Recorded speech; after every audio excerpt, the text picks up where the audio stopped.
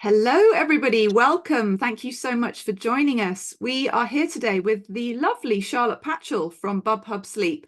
And I'm so excited to talk to you, Charlotte, because you have quite a unique kind of niche and quite a unique audience and story. So I'm looking forward to getting into it. Can you tell us, first of all, a little bit about you and what you do, where you're located, all of that juicy stuff? Absolutely, Lindsay. Hi, so nice to see you as well. It's been a while, but yeah, I'm Charlotte, and I run a company in Geneva, in Switzerland, called Hub.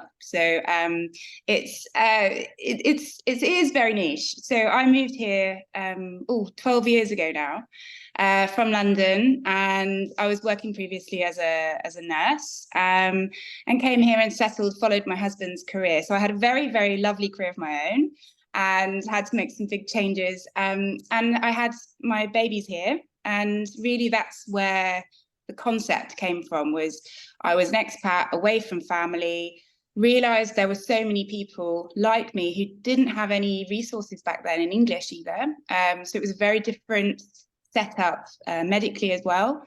And it was really about creating something to stop people feeling this sense of isolation when their babies came. So sleep was always a part of it. It's now the biggest part of it. But the origins were really, I just didn't want anyone to be alone in that situation with nowhere to turn. So yeah, Yeah. very niche. Yeah. And would you say you were kind of a bit of a trailblazer at the time? Was there anybody else doing what you were doing? No, I mean, there was another sleep consultant, but very different background. I think her training is one of the American schools. Very different background to me as well. And again, very much in French. So that's the language that we speak here for anyone that doesn't realize in Geneva. It's a really international city, though. And I think, if you look at the population, it's something like 40% is English speaking, I think now. I mean, don't quote me on this. My stats might be a bit old, but there was definitely, and then that's also, it's a massively international city. So all of my families now, they're not only English. There's definitely a nice little niche market for me in that, but obviously lots of people weren't able to access services or didn't know where to find them. And so it was, yeah, I think I was a little bit of a pioneer perhaps back then. And it's definitely grown. I mean, now I have a lovely network of people around me and IBCLCs, all sorts, that I can reach out to. And we sort of work together. And come together to help people have a nice easy time of it. That's what you need, isn't it? When you're starting a family or bringing a family in, you need that support, definitely. Absolutely. Yeah, as an expat child, I Same, totally, same thing as yeah, well. there you go. Yeah, It's yeah, funny how these things come around, isn't it? yeah. Sometimes. Yeah, amazing. And you didn't want to carry the nursing, you wanted to very much go into this sort of whole realm of supporting new families. How did that come about? How did you get so hooked into sleep when you've got all of these skills already in your background? Yeah, I mean, I think that, to be honest with you, the role that I'm doing now is not so different. As you probably relate to, from a baby almost myself, I always wanted to work either in a hospital with families. I don't know, I was very much drawn into that always, so whatever I was going to do was always going to be working with people. And that's my comfort zone, really. And I think that my experience working in the NHS as well, a huge corporate organization, I was always used to being in a big team as well. So it was a real shift. You're absolutely right, to go and do something on my own. But I did work here actually, in a nursing role when I first moved. Very different structure. Obviously, we don't have a national health service here as well. So it was a huge adjustment. And I was also at a point where in my career, I was really feeling organized with it. I had places to go, and I had to work in a very different discipline to get on that, to cross the channel, if you like. And I just wasn't very happy. I didn't see my progression. I didn't see where I was. I was going to have to spend 10 years working back to that point, and also the language barrier. And I was very uncomfortable, working in a foreign language in that discipline. So I had my first child, and it was a wonderful opportunity for me to just take some time, because also I didn't have family around me. So, and my husband works all hours, you know, so I was very sort of, they needed me at home. And after I had my firstborn, I've always worked. I've always had, even when I was doing my training, I had probably 3 jobs. You know, I was probably the richest at university with all these different jobs that I'd handled down. And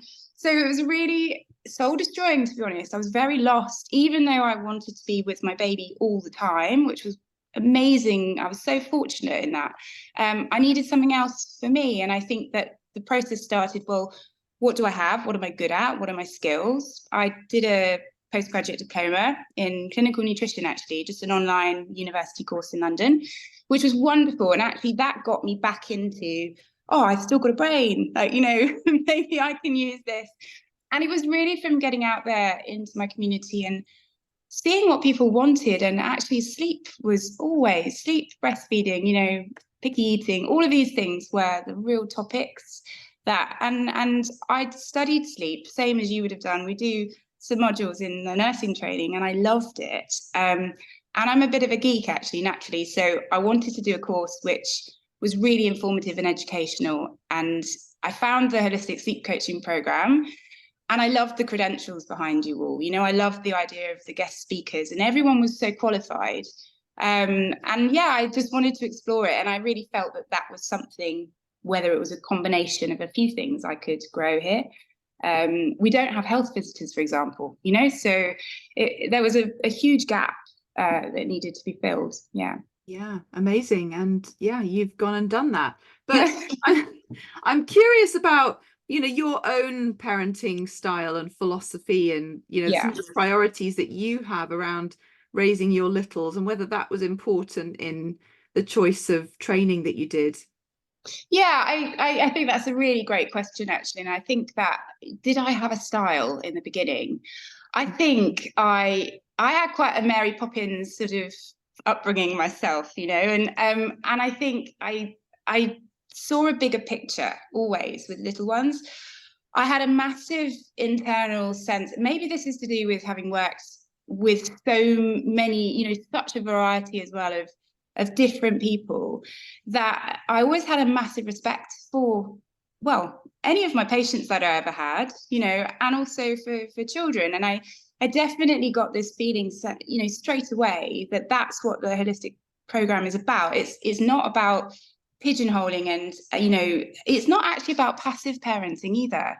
It's definitely about having boundaries and some structure, but it's about understanding, you know, our own selves, feeling confident as parents, isn't it? And there is not a textbook that tells you how to be a parent, because we're all unique. And that was really the crux of, you know, meeting you. I was really fortunate. I came to London before I did the course, and I met you there.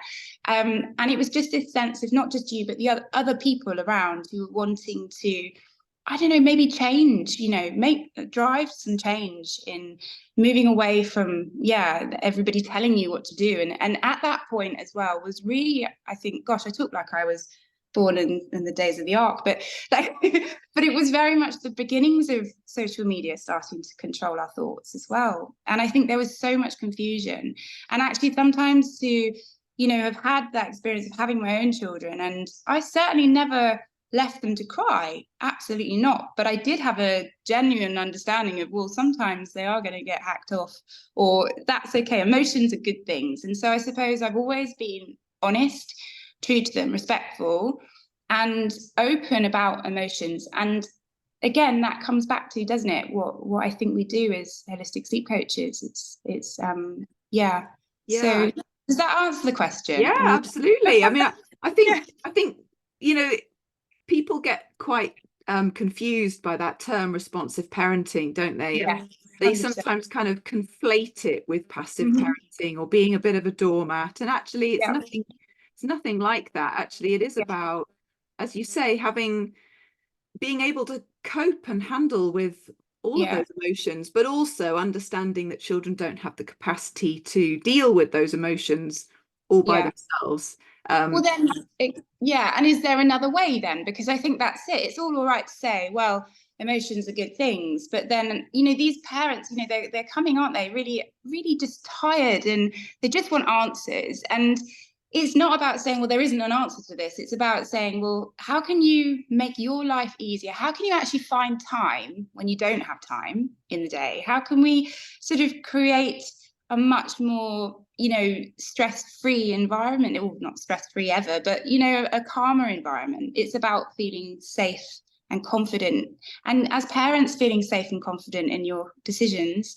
And then your children will also, won't they, feed off that, Yeah. Yeah. And for anyone who's just switched on and they're like, huh, I thought this was all about sleep. Of course, this is all about sleep, isn't it? Because what we're talking about is connection and attachment and regulation and co-regulation. And if you don't have any of those pieces figured out, sleep's not going to come. So Yeah.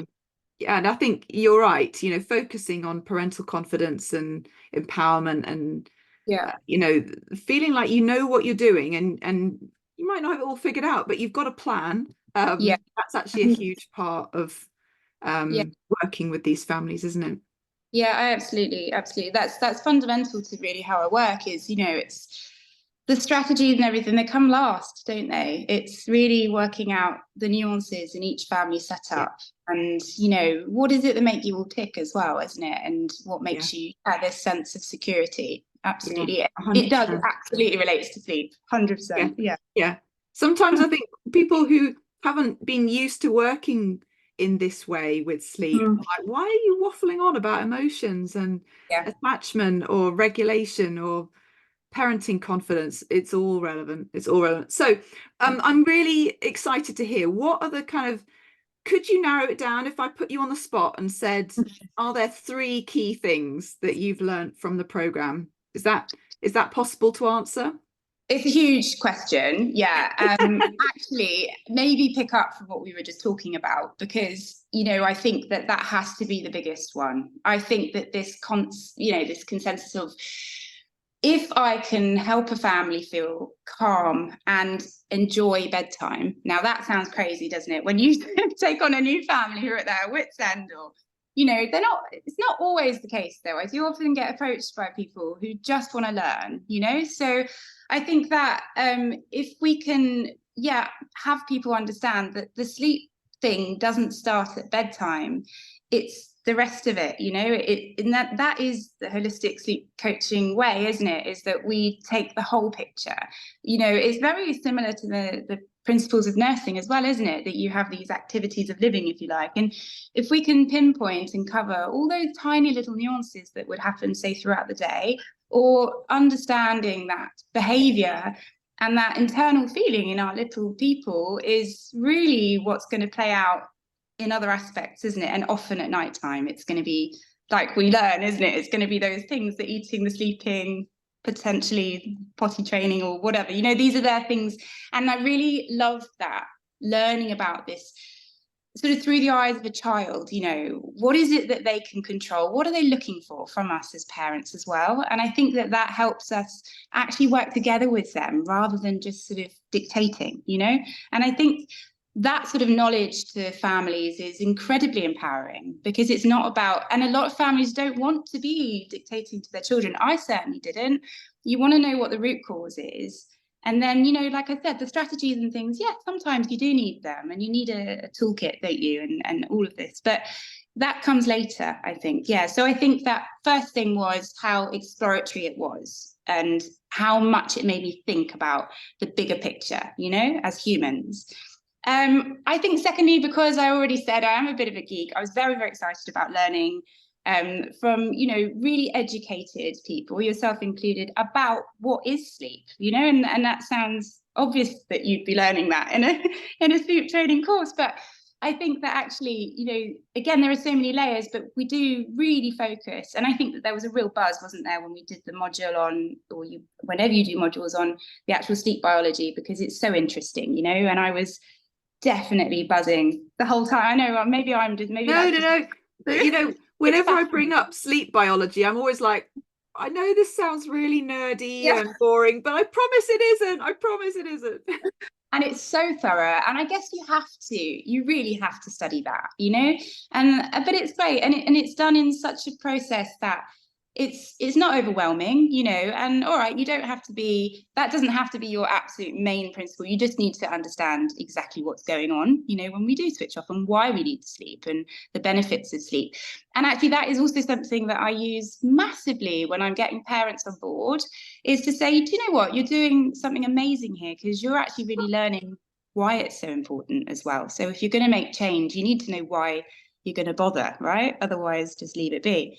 And then I think, oh gosh, third one would be, well, I couldn't do what I do unless I'd have learned how to really analyze sleep and create plans. And, you know, it's that, again, it goes back to, you know, historically what I used to do. We used to sort of take someone, you know, you analyze, evaluate, you implement, you plan. And I think that you have this fantastic way of, you know, compartmentalizing, and it's not something then that feels impossible. It's quite nerve-wracking when you first get out there and do it, but you really do get that structure in place. You know, we know how to put out a sleep diary or a questionnaire, and you know what you're looking for as well. So it's not like you just say, here's a print off, send this out.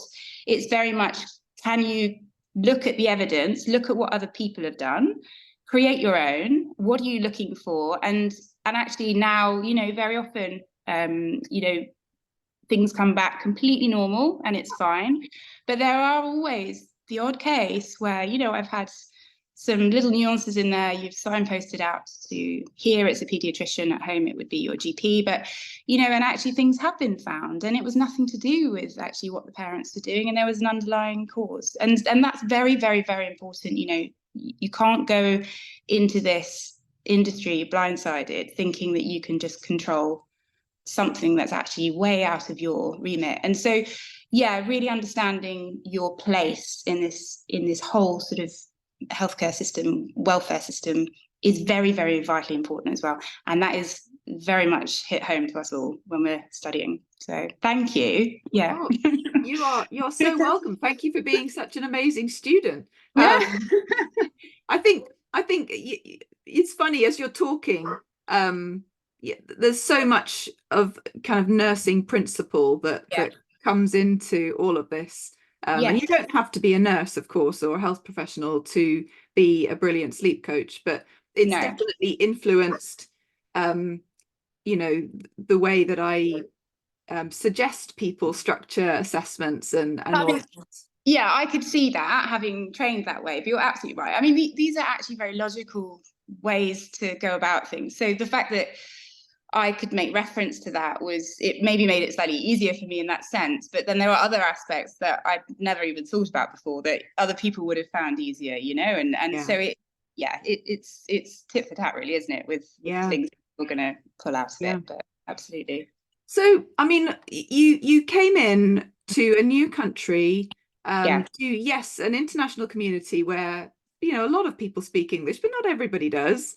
An expat community, the local community, a lovely, thriving kind of multicultural hub. All of that is amazing. And you've managed to develop your business from scratch. So I'm curious, like, what has been the key thing? What's been the key piece of learning, or the most important part of the program that's helped you get to such a successful position that you're in now? I think actually Emma had a lot to do with me creating my sense of identity, you know, finding my sense of identity. I think you know, in the beginning, whenever you take on any course, it's all exploratory, isn't it, really? Because you don't really know where your path is going to go, you know? And I think that, yes, you can say, I want to be, you know, take over the world and be the best sleep consultant, or whatever you say, you know, in the beginning, but you actually don't know. You don't really know what is also needed. So I think that really this concept of finding your niche, finding who you are, like, and I really stress that. I think if, you know, you can do all the learning in the world, but if you don't genuinely know what it is that you're trying to achieve, you're not going to find your people, you know? And so I think, for me, maybe that was easier, but I still had to get out and, you know, I did lots of little workshops, and I found my own community in other like-minded, people working in a similar industry. So, for example, the breast care specialists, midwives. I actually work quite closely with a fantastic postpartum fitness instructor, and we tend to do these little courses together. And that was all off the bat. Don't forget, I started working during COVID as well, so things were really quite different. And that was all very much about getting people out into community, making it fun. And I think that we've lost a lot of fun as well over the years. And yeah, so I think definitely the biggest lesson in that sense, to have my own confidence, was to have my identity. So does it come with a name? It doesn't actually matter. I've just said to you, I'll probably be changing my name soon because there's so many hubs around. It's all quite popular now. But the idea was, the family and the community and the connection. And that's really how I grew. But I wouldn't have maybe looked at it from that perspective if I hadn't have had that guidance from Emma, for sure. Yeah. Amazing. So a lot about identity, and then also a lot about reaching out and finding people who you can relate to, and having those kind of shared referral communities. Sounds brilliant. I mean, I was always a part of a team, and I think I felt quite strange not being a part of a team. I'm sure there's lots of people looking at doing this course that have maybe come from a similar background to me or you, or have worked in a team in some environment. Mostly you work in a team, don't you? So yeah, I think that, the natural path for me was to sort of look around and say, okay, I'm getting started in this. I don't really know what I'm doing. I have faith in myself that you can grow your client base through, if people trust you, if you're open and honest, then you're going to be able to find people to work with. Another huge principle that we do talk about a lot on the course is, you don't always have to take the family. So you always explain it, you might not be my jam or whatever it is, but it's true. You need to have that connection with people. You need to be honest. Sometimes these people approach you, they don't actually need help with sleep. That's not the thing, So I think that, but by having a diverse network of other people who work in this sort of field around me, it helps me as well establish, what is needed for this family. It might not be me. So yeah. And of course it gets referrals as well, doesn't it? Those people then refer you, and likewise. The local medical centre here, it's a big one.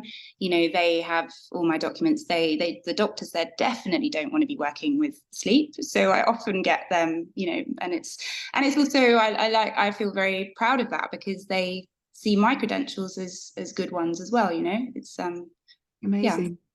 Yeah. Well, we're proud of you. Yeah. What would you say has been your biggest mindset shift? I mean, I'm hearing about, the NHS nurse turned private practitioner, finding her own way, but that might not be the biggest mindset shift. Has there been another one, or is that the biggest shift you've had to overcome? Yeah, I think it's really clever that you've actually put it. I'm not surprised, but it's funny that you've pointed that one out, because it was huge for me. It was a really, really, and I think that this was where I come back to when I stopped nursing in Geneva. I did have a huge problem with, all of a sudden, it wasn't about free care and all of this, and I do still struggle with it sometimes, to be honest with you. We don't have insurance for sleep. Hopefully that will change one day. But actually, about that, in a different way, perhaps, and maybe this falls back on to Emma as well. It's about having value in what you do. And without me here, even though I do have to charge for my time, it's valuable time from my family as well. I have to make this decision to spend time doing that. And sometimes it does cross over a little into my family life. Try not to. But there is a real value in that. And actually, that's what the testimonials are about. It's not about me showing off. It's about saying, like, you know what, if you invest in this, then but I found it very, very, very hard to put a price point initially. And I think, actually, I don't think I'm alone in that. I think that's, but now I'm very confident that it's a service, a standalone service that is very much needed. And I have real confidence in that. And I get a lot of reward. I get just as much reward, actually, these days as I used to when I was working in a system where, it was care for all, if you like. So yeah. The other mindset change though, I think I'd like to think that I'm going to change the mindset of my children. I love the fact that they see me they don't notice I work. They know I'm working. Sometimes, like I said, it crosses over a little bit, but I would hope that for future, I like the idea that I'm a role model in the sense that I can be here and I can have my own independence. And it's very important for me to have, something for myself. Like I said, I've always worked, and that's what this gives me is my own little life, part of my life that's just for me. So yeah, perhaps it's not just my mindset, maybe. Yeah, no, it's amazing. I think when you get that balance of Yeah, finding something that floats your boat, but yeah, also doesn't impinge on your family time too yeah. much. We can't have and do it all. Oh, I However, mean, I get ratty with them sometimes, Lindsay, when I've got something to write up, and and of course, I'm not sat here saying I you're was saying, human. You're yeah, human, and we love that. It's normal to find difficult things difficult, right? yeah. Okay, so I'm coming into land, I promise. But Oh, no, when it's you lovely. think about your life pre and post Mm. HSCP and making this big shift into the world of sleep, what would you say the big differences are? Oh my goodness me. I think that I have a purpose now as well, not just, and I don't want to say just being, because I love to be a mum. That was always, that they are. Like I've got three little people here, knocking around, and their needs and wants are mega. Especially I thought as they got out of the baby years, they'd need less. They need more of me than ever before as they're getting older. So you're never just anything, but I'm also something for myself, and it's ongoing. And I think as well, maybe I didn't touch on this enough before, but one thing that I do have, which is incredible, is this support that's lifelong, isn't it? It's ongoing with the holistic sleep coaching program. Is that I channeled into a little live coaching call a few weeks ago, because sometimes to listen a bit and hear other people's experiences, but also to ask some questions about something that was new to me, or I was second guessing myself, or, so I think that what I didn't have before was structure other than in my family. I think I always wanted to have something for when they were going to be mainly at school for myself. And I have this, incredible independence, but also, I'm knowledgeable about something that's quite unique, actually. And I think whenever I speak to other friends and, mums that are maybe thinking about going back into the workforce, or, and they find it fascinating. They love the industry that I'm working in. And I'm actually very proud of that. And I don't know I don't know what I'd be doing, to be honest, now, if I hadn't have done that. I'd definitely be doing something, but like you say, it's wonderful when you can be doing something that you've chosen to do. I wasn't stressed at the time by getting it done. I just wanted to learn. And now it's, with what, 5 years on, maybe, that I've grown something at the other end of it that no one can take that away. That's mine. And I can do it my way, which is, really on my terms, which is actually really, it's quite liberating in some ways. Amazing. No, you've had a wonderful journey, and yes, you were one of our first Yeah, I think ever so. cohorts. I think you were in the first year, certainly. It was just before COVID, so it must have been 2018, 2019, I think. Gosh, Yeah, I should remember really, shouldn't I? But very early days of the program, and your journey has just been exponential. So a huge congratulations to you for clearly finding something that was so needed and wanted by a community that was underserved. Um, yeah, but also, dovetailing that with your own interests and skills, and yeah, finding something that gives you the balance that you need in your life. So yeah. amazing. Thank you, Lindsay. Well, I couldn't have Oh, done it without you. So well, yeah, no, Mutual Appreciation Society here. But just to wrap up, do you have, if somebody came up to you, one of these mums that you've just referred to, who's yeah. fascinated by this, what would be your advice to anyone thinking, you know, can I make it as a sleep coach? You know, I'm not going to be moving into my very own untapped expat market. You know, who am I Yeah, to I know. start this crazy world? I think if it's something that you're really interested in and you've already started asking the questions, I would say explore it and not put so much pressure on yourself that you're thinking, you know, I'm several years down the line now, right? So I've been through a lot of humps and a lot of self-doubt. And a lot of times where I felt like, oh gosh, should I just pull the plug? Or, you know, you have that one family where you just don't, you feel like it was okay, you know, and that happens, doesn't it? But I think that, you know, if you're already asking those questions and you sat here thinking about, you're going to get, you know, the investment is not that huge. You can make your investment back anyway. That's kind of not even the issue, really. I think, you know, do you want to learn something new for yourself, like I did, actually, and really enjoy it? Like I had so much fun, and it gave me just a bit of time where I could just focus on myself, potentially my future, you know, and I think that's worth the investment alone. And you may come out of it and actually get other ideas along the way. I mean, there's lots of people that go into, you know, breast care specialism and all sorts of different avenues, aren't there, that you'll find. It might be something that you just think would, you know, boost up what you're already doing. For sure, that was, you know, I realized there was many pieces to the jigsaw.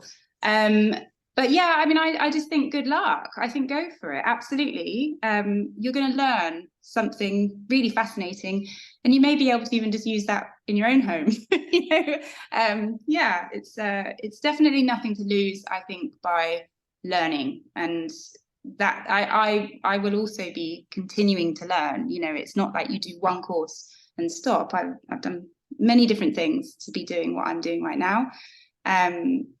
Yeah, I think don't put the pressure on yourself for everything at once, and yeah, and enjoy the program, really.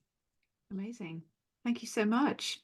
Oh, it's I'm lovely. gonna let you get back to your very busy life.